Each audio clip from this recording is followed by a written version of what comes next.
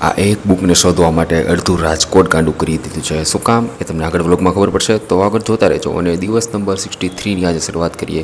Vlog number 63માં આપણે થોડાક મોડા ઉઠ્યા હતા. ખબર હતી સોમવાર હતી ને આપણે મોડા જ ઉઠવાના છીએ, કારણ કે રવિવારે મોડા સૂતા હોઈએ છીએ એટલા માટે. તો રેગ્યુલર એક્સરસાઇઝ ને બધું કરશું. રેગ્યુલર તો ન કહી શકીએ, કારણ કે આપણે સિમ્પલ સ્ટ્રેચિંગ ને બધું કરીને ઓફિસે જવા માટે આપણે તૈયાર થશું. અને વ્યૂને થોડોક એન્જોય કરતાં કરતાં અને ગ્રીનરીને જોતાં જોતાં આપણે ઓફિસે પહોંચશું. મુક્ષુભાઈના હાથમાં ફોન હોય તો આપણા સિનેમેટિક શોર્ટ્સ મુક્ષુભાઈ ના લે એવું તો બને જ નહીં. તો મુક્ષુભાઈને થેન્ક યુ આ બધા શોર્ટ્સ માટે. તો મુક્ષુભાઈ એડિટિંગ કરે છે.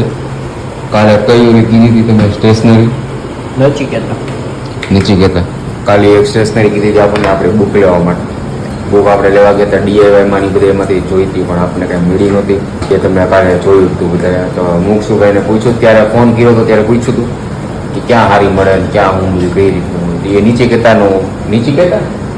સ્ટેશનરી શું કીધું હતું કે ત્યાં મળી જાય સારી, આમ તમારે જેવી જોતી હોય એવી જ્યાં મળી જાય. તો નીકળશું ને ઓફિસ હતી તો ત્યારે ત્યાં જતા હોય કઈ જગ્યાએ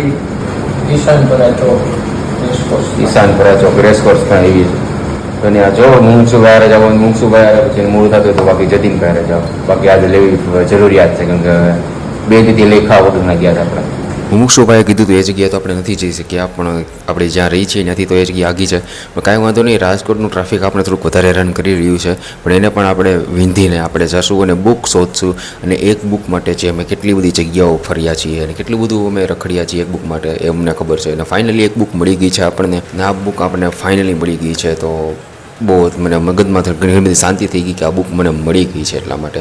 અને આપણે ત્યાં આવશું, પાછા મામાને ત્યાં આવશું. જતીનભાઈ આ બુકનું એનાલિસિસ કરશે અને થોડું ઘણું જોશે કે આ બુકમાં કાંઈ ખોટ ખાપણ કે એવું કાંઈ તો નથી. અને એને એ ભાઈ પોતાની આપણી સાઇન પણ એ ભાઈ પોતાની મૂકી દેશે એની અંદર. અને મામાના હાથની ચા પીધા વગર તો આપણો દિવસની અંત કઈ રીતે થઈ શકે. મામાના હાથની ચા પીશું અને આપણે ફરી પાછા આપણે નીકળી જશું હોસ્ટેલે જવા માટે.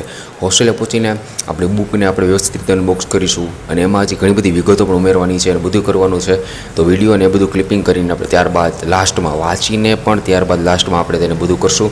તો પહેલાં આપણે ચંદ્રકાંત બક્ષીને થોડાક વાંચી લઈએ અને વોટર ઇન્ટેક કરીને આજનો દિવસ કમ્પ્લીટ થશે. તો let's make tomorrow better than today. જે માતાજી લખતા જજો અને મળતા જજો. Subscribe for more stories like this.